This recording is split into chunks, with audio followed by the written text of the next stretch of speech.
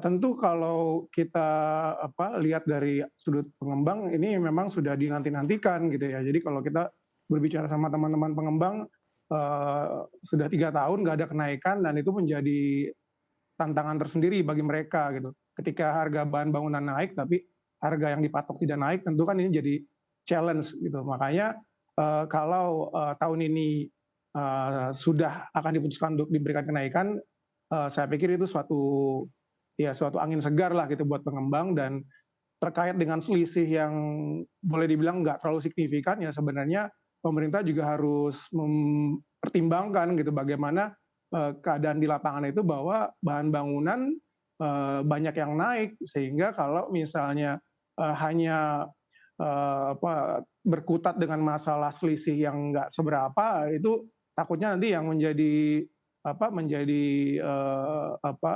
ininya lebih kepada konsumen gitu. Jadi, harusnya penyesuaian itu memang benar-benar supaya tidak terjadi compromise, untuk produk rumah subsidi yang nantinya dibangun pengembang gitu. Karena, memang kalau kita dengar-dengar, kesulitan ya. Jadi kalau kita lihat juga dengan penjualan yang di akhir tahun itu turun juga, karena disebabkan juga pasokannya nggak banyak gitu. Bagaimana, kesulitan yang dialami pengembang itu membuat akhirnya, jumlah unit yang bisa di-deliver ke market juga akhirnya jadi, terhambat gitu. Karena, eee, kesulitan masalah pembiayaan ini, karena sudah terlalu lama dan tidak ada tambahan itu yang, sebenarnya harus kita, pemerintah, berikan pertimbangannya.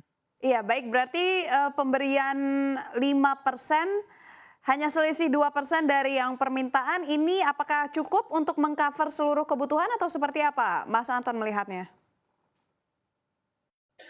Ya tentu yang bisa jawab, teman-teman pengembang. Tapi kalau saya pikir kalau misalnya, lagi-lagi ya, kalau misalnya cuma selisih 2% gitu ya, kalau kita perhatikan kenaikan yang terjadi di beberapa material bangunan itu kan bahkan, naiknya udah jauh lebih besar dari itu ya. Jadi, lagi-lagi yang, ingin saya garis bawahi di sini adalah, eee, jangan sampai cuma karena masalah yang tidak seberapa ya, akhirnya jadi, terjadi penurunan kualitas gitu di bangunan sendiri. Karena kalau kita lihat pun juga sebenarnya unit price yang dipatok oleh, pemerintah itu juga nggak terlalu tinggi. Jadi sudah cukuplah, buat kelompok masyarakat menjadi target ya untuk, MBR. Jadi, kalaupun naik, let's say naik 10% pun juga saya pikir mungkin nggak terlalu masalah ya. Yang penting sekarang kalau menurut saya adalah bagaimana pengembang, yang membangun rumah subsidi ini bisa memproduksi, mendeliver,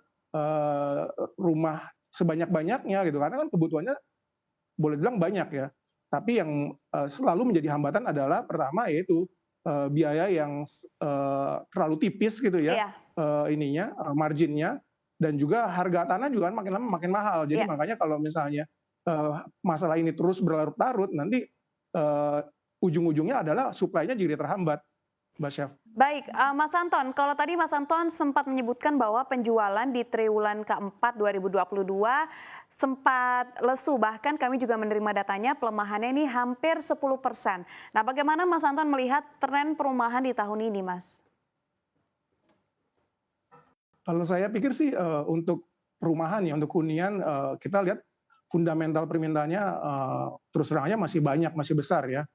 Eee, Kebutuhan untuk hunian baik itu dari pertumbuhan populasi, backlog, dan juga, sekarang ini kalau kita ngomong, rumah tangga baru ya, keluarga baru, itu besar sekali. Dan, saya pikir dengan kondisi 3 tahun belakangan yang kita alami dengan Covid ini, permintaan yang terus terjadi tiap tahun itu terus menggelembung menjadi pent up demand gitu.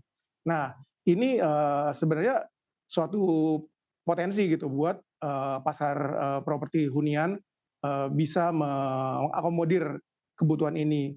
Nah memang kembali lagi seperti yang tadi kita sampaikan bahwa, eee, untuk, segmen rumah subsidi yang MBR ini memang, eee, seringkali yang menjadi masalah adalah masalah pembiayaan gitu. Harga yang, dipatok itu, membuat pengembang-pengembang yang fokus ke bisnis ini tuh makin lama makin sulit gitu buat bisa, mengikuti aturan yang ditetapkan karena keterbatasan dan minimnya margin tersebut, Mbak. Tapi kalau kita lihat mengenai tren pasarnya, saya yakin untuk perumahan hunian termasuk juga segmen ember ini masih sangat besar sekali potensinya.